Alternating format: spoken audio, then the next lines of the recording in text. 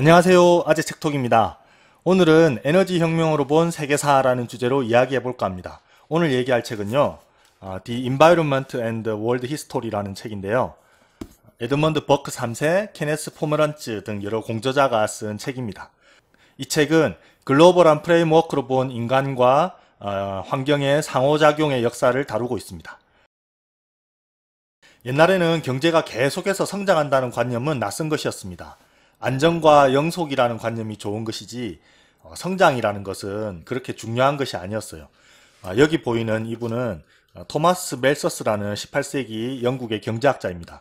멜서스는 식량은 산술급수적으로 증가하는데 인구는 기하급수적으로 증가하기 때문에 결국 늘어나는 인구를 부양하지 못해서 문명의 성장에는 기본적으로 한계가 있다고 주장했습니다. 그 한계는 절대적인 한계인 것이죠. 그래서 어떤 성장의 임계점에 다다르게 되면은 자연의 섭리에 의해서 인구가 크게 감소하는 사건이 일어난다는 것입니다. 인구 과밀로 인해서 전염병이 돌아서 그럴 수도 있고요. 또 한정된 자원을 싸우는 국가 간의 전쟁일 수도 있고요. 그렇게 대재앙이 한번 휩쓸고 가면 다시 서서히 인구가 증가하고 문명이 성장하는 일이 반복된다는 것이죠. 이 멜서스의 기본적인 아이디어는 인간이 아무리 발버둥 쳐도 자연이 설정해 놓은 어떤 그 물질적인 한계를 뛰어넘지 못한다는 것입니다. 환경이라는 것이 그래서 중요한 것입니다. 이렇게 멜서스는 기본적으로 세계는 쇠락하고 침체될 것이라는 비관적인 관점을 가졌었고요. 그렇게 되지 않도록 인구가 제멋대로 증가하지 못하도록 면밀하게 관리하고 통제해야 한다고 믿었습니다. 그런데 멜서스 이후에 지금까지 역사는 어떻게 전개되었나요? 멜서스의 우려와는 달리 그 정반대로 찬란한 물질 문명을 이루었습니다. 헐, 멜서스 틀렸네. 아마 멜서스가 다시 살아나서 지금 시대를 본다면 놀라서 자빠지겠죠. 아니 왜 내 예상대로 되지 않은 거야? 왜? 그러면 우리가 옆에서 조용히 이야기하겠죠. 선생님, 산업혁명 때문입니다. 이 그림들은 세계 경제와 인구의 증가를 나타내는 그래프입니다. 왼쪽이 세계 인구, 오른쪽이 세계 경제입니다. 모두 보면은 1800년경을 전후로 해서요 기하급수적으로 증가했습니다. 이게 이렇게 바닥을 끼다가 로켓 쏘아 올리는 것도 아니고 엄청나죠. 인류의 역사는 매우 긴 시간 동안 저발전 상태에 머물러 있다가 근대에 들어오면서 급격한 발전을 이뤘습니다. 이유가 뭘까요? 바로 산업혁명이라는 결정적인 사건 때문에 그렇습니다. 산업혁명은 인류를 멜서스의 덫에서 벗어나게 했습니다. 운명이라고 여겼던 물질적인 한계를 극복해서 계속해서 성장하게 했습니다. 일부 학자들은 산업혁명의 본질을 에너지혁명이다 라고 이야기합니다. 특히 이 책에서 버크 3세는 인류의 역사에서 근대로 진입한다는 것은 결국 에너지 레짐 체인지다 이렇게 말합니다. 에너지라는 게 정의가 이렇잖아요. 어떤 일을 할 수 있는 원동력, 원천, 에너지가 없으면 아무런 일도 일어나지 않습니다. 문명도 사회도 아무것도 없습니다. 에너지는 어디선가에서 이렇게 흘러와서 변환되고 저장됩니다. 정글의 법칙 아시죠? 거기 보면은 연예인들이 무인도 같은 데 가서 밤에 추워가지고 이렇게 모닥불 피우잖아요. 이 모닥불, 이때 이 난방과 치사에 사용하는 에너지는 나뭇가지잖아요. 근데 이 나뭇가지에 있는 에너지는 어디서 온 걸까요? 바로 태양입니다. 이 우주의 핵융합 발전소인 태양에서 발생한 에너지가 8분 후에 지구에 도착하고 그걸 식물이 광합성을 해가지고 자기 몸에, 식물의 몸에 바이오매스 형태로 저장한 것이죠. 지구의 기본 에너지 흐름의 원천은 바로 태양입니다. 태양 에너지는 광합성을 통해서 식물에 저장됩니다. 동물은 식물을 먹어가지고 에너지를 얻고 인간도 식물과 동물을 섭취해서 에너지를 얻습니다. 그리고 인간은 불의 사용법을 익혔습니다.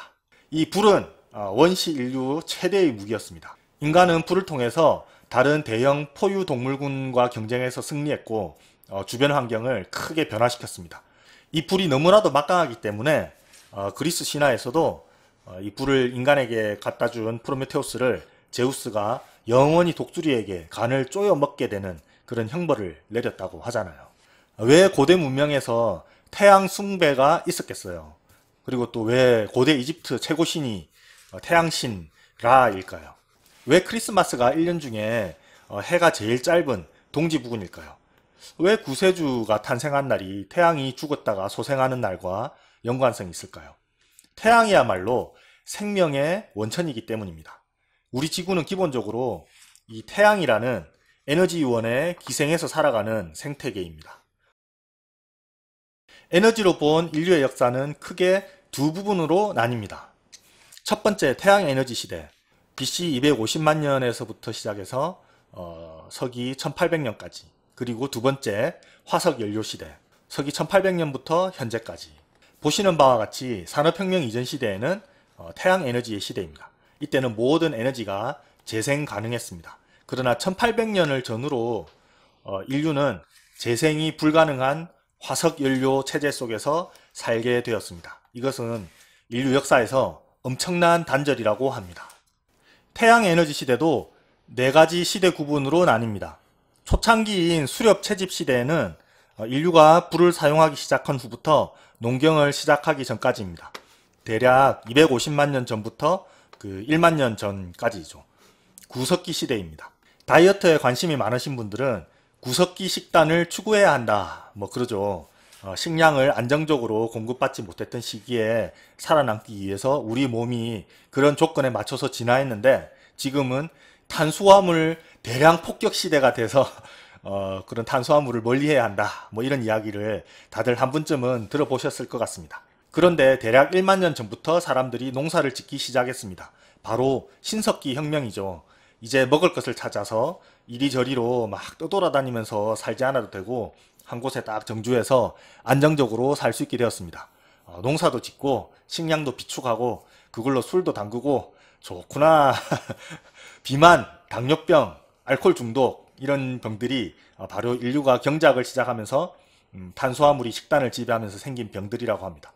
저도 탄수화물의 노예입니다. 너무 맛있잖아요. 신석기 혁명이 끝나고 또 한 5,000년 정도 지나면요, 초창기 문명이 시작됩니다. 문명이 커지면서 제국이 되고요. 이게 세 번째 국면인 지역적인 제국화의 초기 농업 시대입니다. 역사 시대가 시작된 것이죠.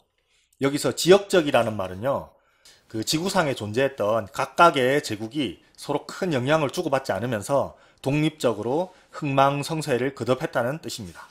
그리고 마지막 네 번째 국면인 글로벌리티 조건 하에 후기 농업 시대가 있는데요.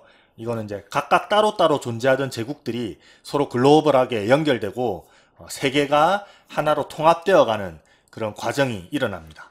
진정한 의미에서 세계사가 출현하는 시대이죠. 이 시대는 보통 역사학에서 얼리 모던이라고 부르는 시기로 대항해 시대와 동반되는 것으로 보시면 됩니다. 이때 유럽이 이제 아메리카를 중복하고 노예무역을 하고 농업은 자급자족을 차원을 떠나가지고 국제무역을 위한 상품을 생산하는 사업이 되었습니다.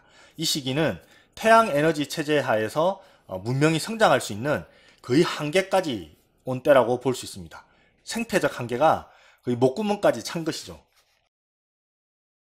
시간이 흘러 1800년 이후부터는 화석연료의 시대가 시작됩니다. 1900년까지는요, 석탄과 전기기관을 이용한 초기 화석연료 시대입니다. 그리고 20세기 들어가면서부터 이제 석유, 전기, 원자력, 내연기관 등을 이용한 후기 화석연료 시대가 열리게 됩니다.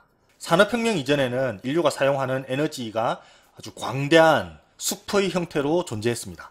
그런데 점차 경제가 발전하고 생산이 증가하니까 숲이 점점 사라졌어요. 숲은 나무를 다시 심어야지 이제 회복이 되잖아요.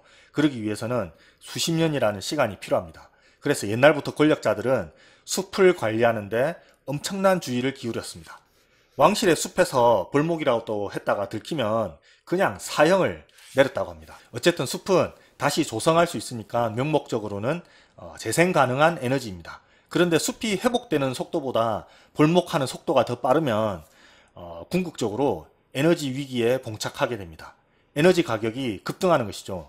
또한 식량을 생산해야 하는 그런 경작지와 에너지를 공급하는 숲이 서로 경쟁 관계에 있었기 때문에 멜서스의 저주가 작동합니다.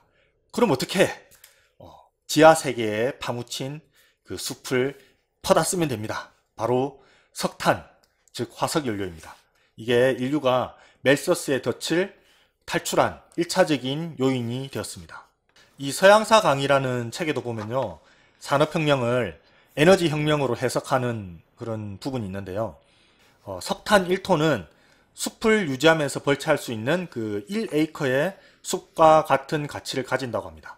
영국의 경우에는 100년 만에 석탄 생산량이 17만 톤에서 한 250만 톤으로 크게 증가했는데요. 이것은 이제 200만 에이커의 숲을 얻은 것이나 다름없는 그런 경제적 의미를 가진다고 계산할 수 있겠죠. 이 에이커란 단위가요, 황소 한 마리로 하루 동안 갈 수 있는 경작지 면적을 말한다고 하는데요. 대략 1200평이 조금 넘습니다. 200만 에이커면 거의 충청남도 면적하고 맞먹습니다. 엄청나죠. 한마디로 화석연료는 인간에게 거대한 땅을 안겨준 것과 같다고 할 수 있습니다.